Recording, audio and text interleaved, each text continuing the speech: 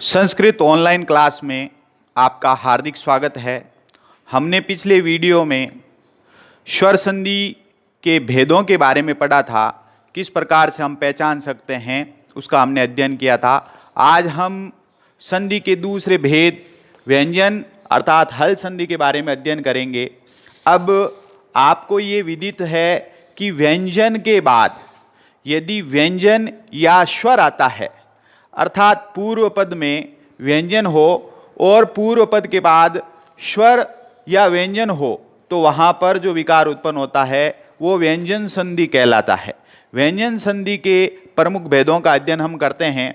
सबसे पहला जो भेद है वो देखिए स्चुत्व संधि। पहला भेद कौन सा है? स्चुत्व संधि। इसका संस्कृत व्याकरण में सूत्र है स्तो-ष्णाश्चु। स्तो-ष्णाश्चु सूत्र कहता है कि श तय वर्ग में त, थ, द, ध और न, ये जो वर्ण हैं इनके बाद क्या होना चाहिए? स्चुना, मतलब से ये वाला, और इसके साथ चे वर्ग का कोई अक्षर हो अर्थात ये जो दंत्य से है और उसके बाद ते वर्ग है और इसके बाद ये स और चे वर्ग है। तो यहाँ पर अब स्थिति क्या चेंज होगी? ये स्थिति चेंज होगी कि जो दंत्य से है उसके स्थान पर तो तालव्य से हो जाएगा और जो ये वर्ण दिए हुए हैं ते वर्ग के जो वर्ण दिए हुए हैं ते के स्थान पर च, थे के स्थान पर छ, द के स्थान पर ज, ध के स्थान पर झ और न के स्थान पर ये आदेश हो जाएगा। इस सूत्र का ये है मतलब कि दंत्य से या ते वर्ग का कोई अक्षर हो पूर्व पद के अंत में और इधर जो है अपने तालव्य से या चे वर्ग का कोई अक्षर हो तो आप परिवर्तन इस दंत्य को तालव्य में चेंज करेंगे और ते वर्ग को किस में चेंज करेंगे? ते वर्ग को हम चे वर्ग में चेंज करेंगे। अब उदाहरणों में हम इनको देखते हैं। पहला उदाहरण देखिए, रामस्य धन सेते। पहला उदाहरण क्या है? रामस्य धन सेते। इसको हम सूत्र की दृष्टि से देखें तो यहाँ पर देखिए पहला जो पद है उसके अंत में श है और उसके बाद से अपने तालव्य से है, दंत्य से के बाद तालव्य से आ गया तो अपने को दंत्य से को तालव्य से में परिवर्तित करना है। तो ये क्या स्थिति बन गई? रामस्य शेते। क्या स्थिति बन गई? रामस्य शेते। अब दूसरा उदाहरण देखिए, रामश्चिनोति। शब्द है अपने पास रामश धन चिनोति।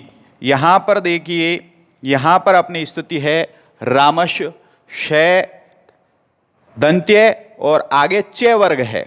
तो यहाँ पर ते वर्ग है तो यहाँ पर किस में चेंज करना है? अपने को से को अपने तालव्य से में चेंज कर देंगे। तो यहाँ पर देखिए रामस्य चिनोति अर्थात यहाँ पर से को चे वर्ग होने पर हमने जो है दंत्य से को तालव्य से में परिवर्तित कर दिया। इसके बाद देखिए और उदाहरण है अपने पास उज्ज्वल है। शब्द क्या है? उद्धन ज्वाला है। उद्धन ज्वल है।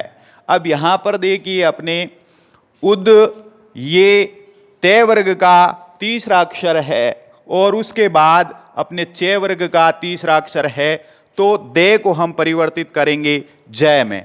तो ये स्थिति अपने बन जाएगी उज्ज्वल है। ये आपके रूप सिद्ध हो गया। इस प्रकार से ये स्चुत्व संधि होती है। एक दो उदाहरण हम और देख लेते हैं। जैसे देखिए शरत धन चंद्र है। शरत धन चंद्र है। यहाँ पर भी देखिए अपने शरत ते वर्ग का अक्षर है और चे इधर चे वर्ग का है। तो यहाँ पर हम ते को किस में परिवर्तित करेंगे? शरत चंद्र में है। अब एक बात हम इन उदाहरणों से ये समझते हैं कि जो स्चुत्व संधि है उसमें भी यहाँ देख लो डबल जय है, यहाँ भी डबल चे है, यहाँ भी हमने देखा डबल से है। तो जहाँ पर डबल अक्षर आते हैं सेम, वहां हम स्त्रीत्व संधि पहचान सकते हैं। एक ट्रिक है पहचानने की। अब आगे उदाहरण देखिए, याच धन या, याच धन ना। उदाहरण क्या है अपना, याच धन ना। तो यहां पर देखिए चे वर्ग का अक्षर आ गया और बाकी इसके बाद क्या है, ना आया हुआ है। तो यहां ये तो परिवर्तित होगा नहीं क्योंकि पूर्व में ये परिवर्तित ही है, चे वर्ग का ही है, और यहां पर ना है तो इसको हम किस में चेंज कर देंगे, ये में। तो या, तो स्थिति क्या बन जाएगी, याच या। इस प्रकार से ये अपने स्त्रीत्व संधि है। इसके अलावा भी हम देख लीजिए, एक उदाहरण और देख लेते हैं, शत्रुन जयति, शत्रुन जयति। तो यहां पर देखिए अपने ये है, अर्थात ये चे वर्ग का हो गया और दूसरा भी चे वर्ग का है। तो यहां पर हम किस में परिवर्तित कर देते हैं, वापस उल्टा। तो ये को किस में परिवर्तित करेंगे, ने में। तो यहां पर इसका संधि विच्छेद हो जाएगा, शत्रुन धन जयति। इस प्रकार से ये आपके जो संधि है वो स्त्रीत्व संधि लगभग पूरी होती है। इसके कुछ अपवाद भी देखने को मिलते हैं। तो देखिए अपवादों के बारे में, जो नियमों में थोड़ा विकार उत्पन्न कर देते हैं। जैसे देखिए यहां पर एक उदाहरण में लिखता हूं, प्रशधन न। तो यहां पर जो नियम है ये कहता है कि ये शकार है और उसके बाद ते वर्ग का है, तो यहां पर परिवर्तन नहीं करना है क्योंकि ये तो पूर्व में परिवर्तन है, यहाँ में हमने परिवर्तन किया था, लेकिन ये स के बाद ते वर्ग का आ गया तो यहां पर चेंज नहीं करेंगे बल्कि ये प्रश्न ही रह जाएगा। और दूसरा जो उदाहरण है विष्ण है, तो यहां पर भी क्या है, विष धन ने ही करेंगे। ये जो है स्त्रीत्व संधि के अपवाद हैं। अब दूसरी संधि हमारे व्यंजन संधि के अंतर्गत ही स्त्रीत्व संधि। कौन सी संधि है दूसरी, स्त्रीत्व संधि। ये भी जो है व्यंजन संधि का प्रमुख भेद है। तो यहां पर देखिए स्त्रीत्व संधि, स्त्रीत्व संधि में भी क्या है सूत्र, स्टुना स्टु। सूत्र क्या है, स्टुना स्टुहु। तो यहां पर आप ध्यान दीजिए सेम वही है कि स्तो का मतलब वही, श के बाद ये दंत्य श और इसके साथ ते वर्ग का कोई अक्षर हो, त, द, ध, न, और उनके बाद यदि ये अपने मूर्धन्य श या टे वर्ग का कोई अक्षर हो तो यहां पर परिवर्तन कैसे होगा, ये परिवर्तन इस प्रकार से होगा कि ये जो दंत्य श है उसको तो मूर्धन्य श में परिवर्तित कर देंगे और तय को जो है टे वर्ग में बदल देंगे, ट, ठ, ड, ढ और हण। ये इस प्रकार से परिवर्तन हो जाएगा। मतलब वही है, स्त्रीत्व संधि में हमने जो है श या ते वर्ग को, से को हमने तालव्य से में परिवर्तन किया था, यहां पर अपने को मूर्धन्य से में परिवर्तन करना है। वहां पर हमने ते वर्ग को जो है चे वर्ग में परिवर्तित किया था, यहां पर अपने को ते वर्ग को टे वर्ग में परिवर्तन करना है। लेकिन शर्त इसके पीछे यह है कि ये स्थिति जब हो तो पीछे क्या स्थिति होगी, श या टे वर्ग का कोई वर्ण आता हो। तो अब उदाहरण में हम देखते हैं, रामस्य धन टीकते। तो सीधा सा उदाहरण, बहुत आसान संधि है।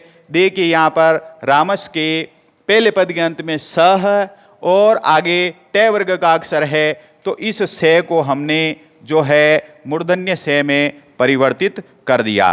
तो रामश टीकते बहुत आसान है। और देखते हम, रामस्य धन षष्ठ है, यानी राम जो है उनका स्थान छठा। तो यहां पर देखिए श है और इधर भी अपने श आया हुआ है, तो हम मूर्धन्य से में परिवर्तित कर देंगे। इस प्रकार से ये संधि हो जाएगी। एक दो उदाहरण और देखते हैं, उद धन डयनम, उद धन डयनम। तो यहां पर भी देखिए अपने उद है और आगे टे वर्ग का तीसरा अक्षर आया हुआ है, तो यहाँ पर हम इसको भी तीसरे में परिवर्तित कर देंगे। उड्डयनम, क्या स्थिति हो गई? उड्डयनम। ये स्थिति अपने स्थिति ये बन गई। अब इसके बाद देखो तट्टिका। उदाहरण अपने पास है तत् धन टीका, तट्टिका। यहां पर जो है तय है और इधर टय है, तो इसको हम परिवर्तित कर देंगे तट्टिका में। किस प्रकार से?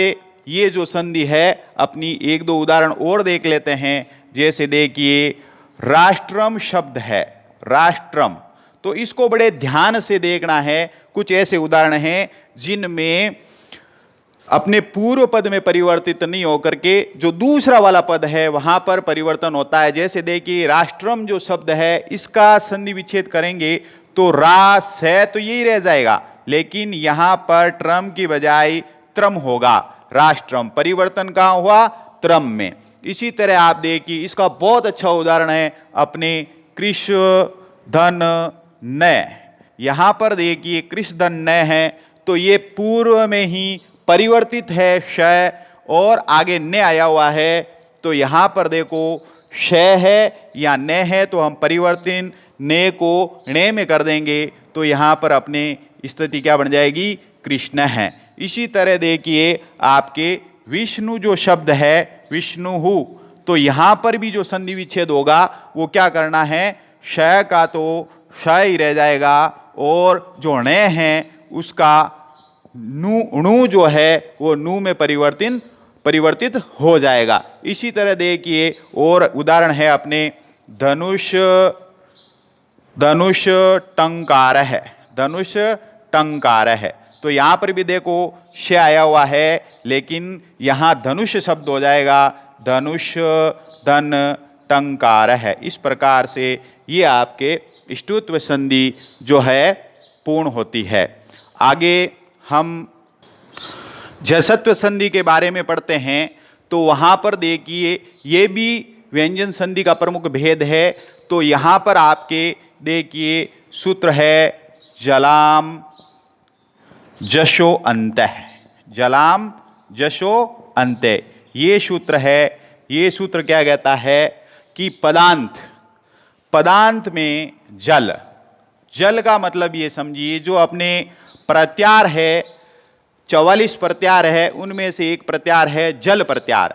जल प्रत्यार में क्या आता है कि यहां पर ये जो सूत्र कहता है कि वर्ग का पहला, दूसरा, तीसरा और चौथा अक्षर, जल का मतलब वर्ग का पहला, दूसरा, तीसरा या चौथा अक्षर, इनके साथ तीनों जो स हैं वो भी होते हैं। तो यहां पर देखिए ये कह रहा है जलाम जसो अंते, ये कह रहा है जल वर्ण के बाद, जल वर्ण के बाद यानी 1 2 3 4 प्रत्येक वर्ग का पहला, दूसरा, तीसरा, चौथा अक्षर के बाद यदि कोई स्वर या व्यंजन हो, कोई भी स्वर हो सकता है, कोई भी व्यंजन हो सकता है, तो स्थिति अपने को क्या होगी? जस। जस का मतलब ये होता है ज ब ग ड द श, अर्थात वर्ग का तीसरा अक्षर। कहने का मतलब ये हुआ कि यहां पर जिस वर्ग का अक्षर है उसको परिवर्तन हम उसी वर्ग के तीसरे अक्षर में परिवर्तन करेंगे, यानी जल के स्थान पर जस आदेश यहां पर आपके हो जाएगा। उदाहरण देखते हैं वाक धन ईश है, उदाहरण देखा हमने वाक धन ईश, तो यहां पर देखिए क वर्ग का पहला अक्षर है और आगे स्वर आया हुआ है, तो अपने को परिवर्तन क्या करना है कि वर्ग का पहला, दूसरा, तीसरा, चौथा अक्षर है और आगे कोई भी स्वर या व्यंजन है तो आपने को तीसरे में परिवर्तित करना है। तीसरे में किसके? इस यहां पर जो पहले पद के अंत में जो वर्ण आया हुआ है उस वर्ण के वर्ग को, तो क है, क वर्ग का तीसरा अक्षर अपने हो जाएगा ग, तो ये स्थिति हो जाएगी वागीश है। इस प्रकार से हम जो है आगे उदाहरण देखते हैं दिग्गज है, दिक धन गज है। यहां पर देखिए दिक धन गज है, तो यहां पर भी क है, आगे अपने स्वर या व्यंजन का जो है वो था, तो यह तीसरे अक्षर में चेंज हो जाएगा, ये तीसरा अक्षर क्या हो जाएगा? दिग्गज है। इस प्रकार से एक दो उदाहरण हम और देखते हैं। जैसे देखिए, सच्चित धन आनंद है, सच्चित धन आनंद है। यहां पर देखिए पहला जो पद है उसके अंत में तय है और इधर अपने आ आया हुआ है। तो यहां पर हम क्या करेंगे, तय को इस तय वर्ग के तीसरे अक्षर में चेंज करेंगे, यानी द में परिवर्तित करेंगे। तो ये क्या बन जाएगा, सच्चिदानंद है। क्या बन जाएगा, सच्चिदानंद है। इस प्रकार से एक दो उदाहरण हम और देखते हैं। जैसे देखिए, शुभंत पद क्या है अपना, शुभंत। तो यहां पर अपने को ध्यान करना है, तीसरा अक्षर आया हुआ है तो अपने को पहले में परिवर्तित करना है। तो यहां इसका संधि विच्छेद होगा। तो बे का बे पे वर्ग का तीसरा अक्षर है, पहला पे वर्ग पे हो जाता है, तो शुभ धन अंत है। इसी तरह देखिए, अच्छ धन अंत है। यहां पर जो है चे वर्ग आया हुआ, चे वर्ग का पहला वर्ण आया हुआ चे, तो यहां पर स्थिति क्या हो जाएगी, ये जय में परिवर्तित हो जाएगा और बन जाएगा वहां पर अजंत है।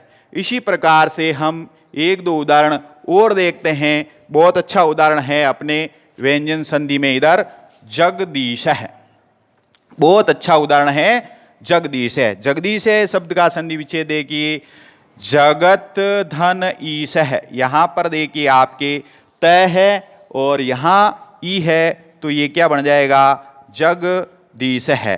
इस प्रकार से एक दो उदाहरण हम और देख लेते हैं अपने दिगंबर है, दिगंबर है। तो यहां पर देखिए ग आया हुआ है, तो इसका संधि विच्छेद पहला अक्षर हो जाएगा दिगंबर है। तो यहां पर क्या कर देंगे हम, दिक धन अंबर है, दिक धन अंबर है, तो ये हो जाएगा अपने दिगंबर है। इस प्रकार से ये जो है व्यंजन संधि के अंतर्गत जसत्व संधि, 3 संधियां हमने व्यंजन की पढ़ ली है। आगे की क्लास में हम और संधियों के बारे में पढ़ेंगे। धन्यवाद।